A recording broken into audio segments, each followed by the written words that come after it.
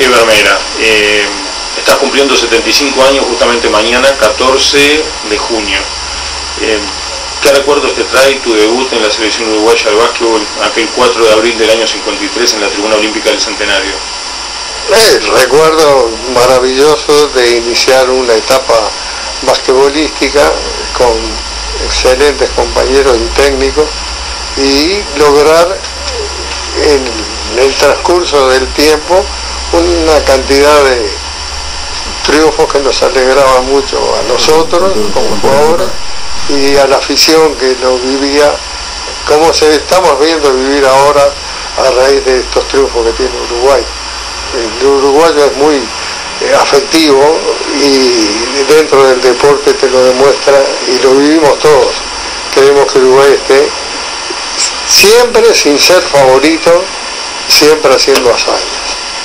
¿Qué recordás de aquella tribuna del estadio? Por lo pronto llena en el partido con Brasil, ¿no? Bueno, la tribuna, jugar en el Estadio Centenario, que iba a los partidos a ver fútbol, y tener que estar jugando en la platea olímpica y mirar hacia arriba y ver que aquello estaba todo lleno, porque no había estadio que pudiera darle capacidad a tanta gente. Era algo que en la noche perdías los gritos, perdías la referencia que tenías en las canchas de barrio. Entonces aquello era de un lado un tumulto y del otro lado una oscuridad enorme que era la cancha de básquet, de fútbol. En aquella ocasión tuviste la oportunidad de debutar internacionalmente a 71 días de cumplir 17 años con otra gloria del básquet uruguayo como Oscar Moglia. Y uno fue abanderado, en tu caso, y con el cartel de Federación Uruguaya estaba Oscar. Es verdad. Tuvimos el placer de estar juntos mucho tiempo con Oscar y lamento, por supuesto, que tan temprano nos haya dejado físicamente, pero no en el recuerdo, porque ha sido un jugador que a partir de ese momento él solo era motivo de llenar estadios. Así que lamentablemente no hay imágenes de aquel fenómeno que logré compartir. Ever, aparte de felicitarte por los 75 años, lo que quería decirte que sos una gloria del básquet uruguayo y sudamericano, por algo muy claro, ¿no? A 71 días de haber cumplido 17, debutaste como titular en el primer partido de Uruguay en el 53 de selecciones adultas, mayores. Después, ese campeonato lo terminaste invicto. Eso ya no es para muchos.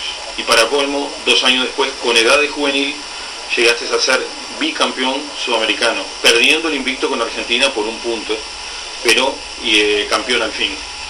¿Qué recuerdo te trae todas esas hazañas que hoy en día, a 50 y pico de años de distancia, son hazañas? Bueno, a veces he dicho yo, en broma por supuesto, que Uruguay está lleno de hazañas y casualidades, pero los triunfos vinieron y siguen viniendo, así que tiene que haber algo más, pero eso lo vemos como hinchada, como público. Entonces en aquel momento el ser campeón sudamericano sin pecar demasiado orgulloso era fácil, porque veníamos trayendo una historia de triunfo que nos precedía y que no nos permitía no ser menos que campeones. Entonces uno no estaba acostumbrado no a ser favorito, que nunca lo fuimos, pero a salir más abajo del campeón.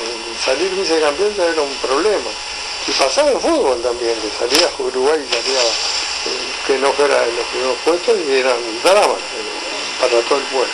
Pero el tiempo va pasando y vamos valorando un poco más que aquella etapa que vivimos, llenó una etapa gloriosa del básquetbol uruguayo, que en la década del 50 al 60 te diría que estuvo con triunfos internacionales importantísimos. Lo más grande que te pasó en la historia, sin duda, la medalla de bronce en Melbourne, ¿no? Una medalla de bronce no es fácil para nadie. No es que para nosotros haya sido fácil, pero ya venía Helsinki con una medalla de bronce. Entonces también se repite un poco lo que te decía al comienzo. Lo que no pensábamos era que podíamos repetir esa hazaña. Y fue una hazaña. En City, con una base fenomenal de un goleador como Lombardo, y en la de Melbourne, con otra base fundamental como la de Oscar Moura. Goleadores olímpicos los dos, medalla de bronce los dos, y nosotros acompañándolos, porque realmente el básquetbol se gana haciendo muchos goles, y ellos hacían muchos goles. De todas formas fuiste el tercer goleador de esa Olimpiada en Uruguay. Bueno, en el equipo uruguayo sí fue el tercer goleador, el más goleador en Moglia, por supuesto. El segundo, y excelente, tanto en rebote, ataque, fue Costa, y el tercero que aportaba puntos era yo. Después formaba el equipo Mato y demás. Básicamente esos 5 que eran los que contaba López Reboledo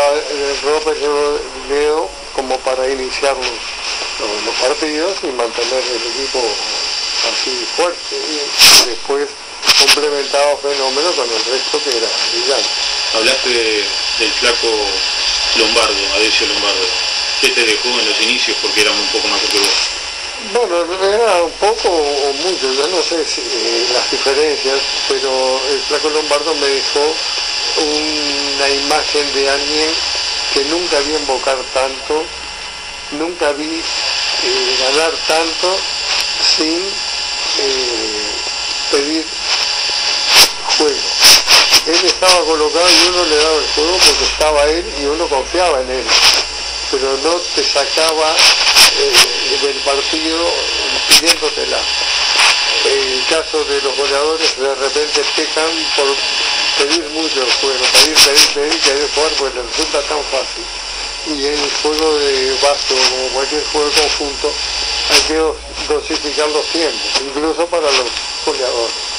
Vos tenés también, tal vez, no un récord, pero esos casos hay más. Pero saliste campeón sudamericano en el 55 con tu hermano. Con mi hermano Ramón, es verdad. Salimos campeones. Nosotros jugamos con mi hermano Hugo, mi hermano Ramón, en Estocolmo siempre. Salimos campeones federales, salimos campeones del campeonato de invierno que había en aquella época. Jugábamos Lombardo, Tapí, y jugaba un excelente también olímpico que después por razones que no eran deportivas dejó de pertenecer al club, pero que era brillante, que era Wilfredo Peláez. Ese era el equipo más o menos básico, y en Estocolmo, ¿verdad? En Estocolmo te estoy hablando. Entonces a raíz de haber sido campeones en esos momentos fue que fue elegido también Ramón para ir al sudamericano en Cúcuta, y ahí fuimos los dos, que no es normal, por lo menos no es tan abundante en el básquetbol uruguayo, o en cualquier deporte conjunto uruguayo. No, en realidad que somos poquitos. Y básicamente, nosotros tenemos 3 hermanos, pero yo me siento hermano de todos los que juego con ellos y juego contra ellos. Hablando de Estocolmo, debutaste muy joven, con 16 años en la selección, a nivel mayor, pero a nivel mayor también debutaste mucho más joven en Estocolmo, en primera división. Es verdad, debuté con 13 años, porque todos los jugadores tenemos etapas que también compartimos con los técnicos. Yo tuve mi etapa inicial con los técnicos internos del club, que eran Oigan Zábal, hermano Reguiti, pero después apareció uno que fue quien marcó el inicio mío, que fue Luis Rodríguez, y Luis fue quien me hizo debutar o pasar de menores directamente al primero, porque pensaba que podía tener más vicios que virtudes si seguía jugando en menores. Entonces ahí entré a foguearme con los mayores y ya pasé muy joven a ser integrante del primero de Estocolmo. Fue Luis Rodríguez. Después fue Pencho de Pena, que con 16 años decidió que podía ir al seleccionado, y allí fui. Y otro técnico que decidió que podíamos compartir muchas glorias, para mí las máximas, que fue López Reboledo. Con eso cierro mi lista de preferidos como técnico. Contame, En el 60 Uruguay, en el Sudamericano de Córdoba, terminó cuarto.